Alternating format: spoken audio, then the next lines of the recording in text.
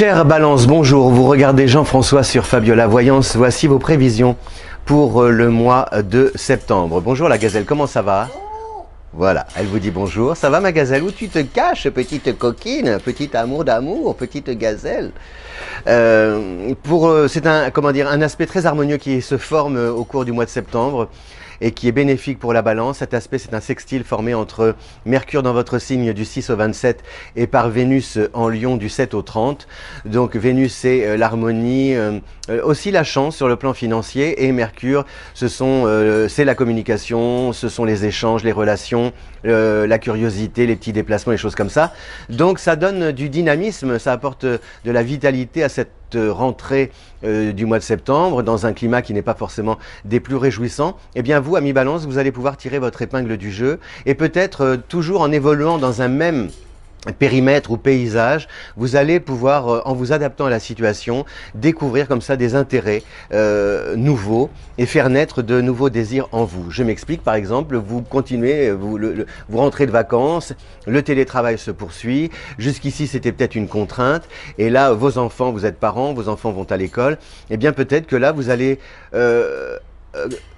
vous dire mais c'est une chance finalement, parce que je vais me dégager du temps pour me consacrer à mes enfants, cuisiner, les éduquer, prendre soin de moi, de ma famille, etc. Donc finalement, ce qui au départ pouvait apparaître comme une contrainte, eh bien vous allez en tirer de grandes joies, vous voyez, en retirer de grandes joies. Et pour votre épanouissement personnel, c'est ce qu'indique cet aspect Mercure-Vénus.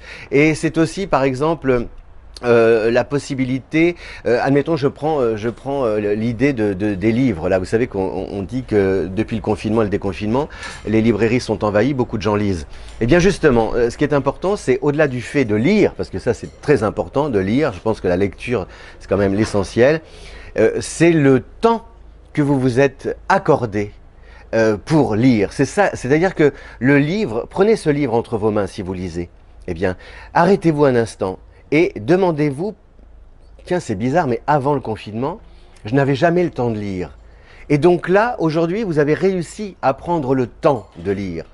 Donc ce temps-là, il est précieux, parce que ça veut dire que c'est un temps que vous vous accordez à vous-même, et c'est comme une forme de liberté que vous reprenez par rapport à vos désirs. Et c'était très important pour un signe justement qui est le signe Libra, hein, la balance. C'est l'autre nom de la balance, Libra.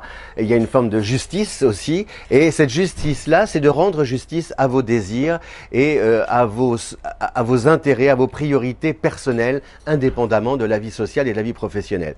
Donc on a Mercure, Vénus, Lion et Balance. Ça, c'est vraiment un bel aspect tout au long de ce mois de septembre, très harmonieux. Si par exemple vous devez négocier, discuter, etc., que ce soit à propos d'argent, avec votre hiérarchie, avec votre entourage, normalement vous allez trouver un terrain d'entente et pouvoir, voilà, comme avec la gazelle, eh bien accorder vos violons. Voilà, n'est-ce pas ma gaze? Tu m'aimes ma gazelle? Oh tu m'aimes, oui, oh et moi je t'aime, voilà, et on s'aime, je t'aime, tu m'aimes, on s'aime, c'est beau de vivre ensemble quand on est amoureux. Alors d'autres aspects, le 23 c'est le soleil qui entre en balance, donc avec votre anniversaire, hein, on entre dans votre période anniversaire à la fin du mois, aussi dans l'automne hélas, mais bon, et puis c'est l'anniversaire de Romy Schneider le 23 septembre 1938, Romy, vous vous rendez compte, Romy Schneider, elle aurait 82 ans, c'est incroyable, hein, voilà,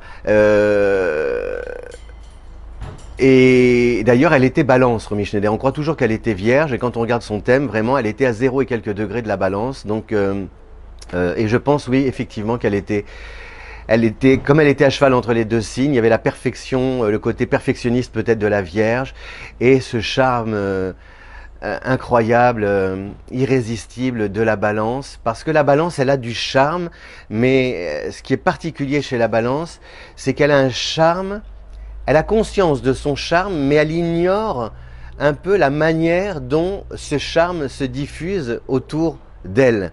Un peu comme France Gall, Catherine Deneuve, chez les hommes, Julien Clerc. Vous voyez, ce sont des personnalités, il y a quelque chose qui est très harmonieux dans leur manière d'être, entre leur comportement, leur attitude et les traits de leur visage, et souvent même aussi leur activité professionnelle. Mais il y a ce plus, je ne sais quoi, qui laisse entendre, comme c'est un signe d'air, il y a une espèce de recul comme ça, une espèce de recul, une sorte de recul qui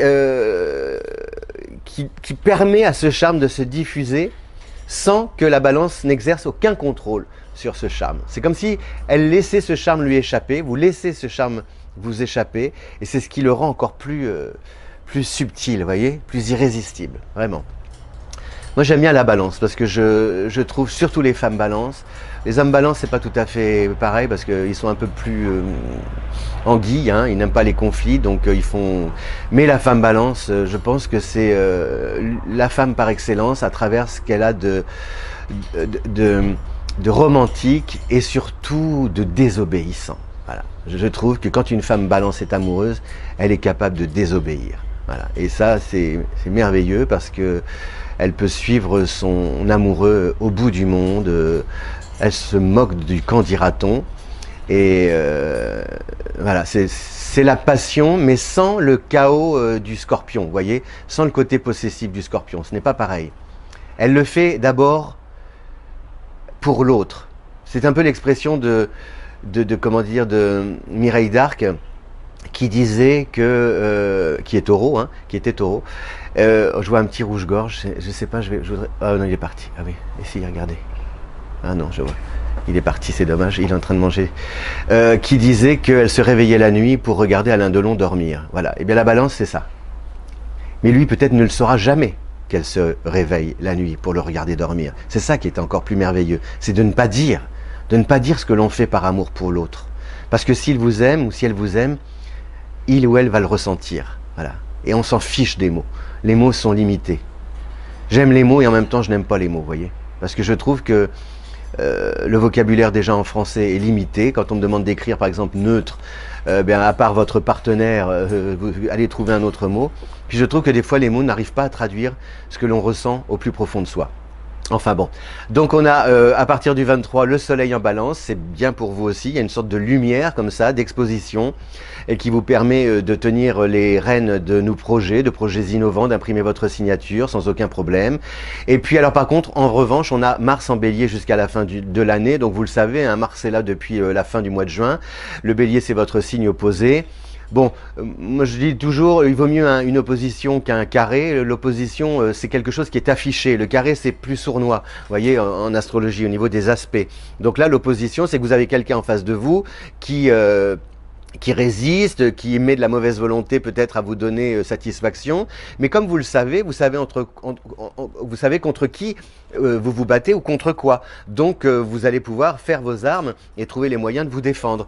Et c'est en cela que ça devient complémentaire parce qu'en se défendant, en vous défendant, vous finissez peut-être par retrouver un compromis pour agir puisque Mars est la planète de l'action, de l'innovation, de l'initiative, de la combativité.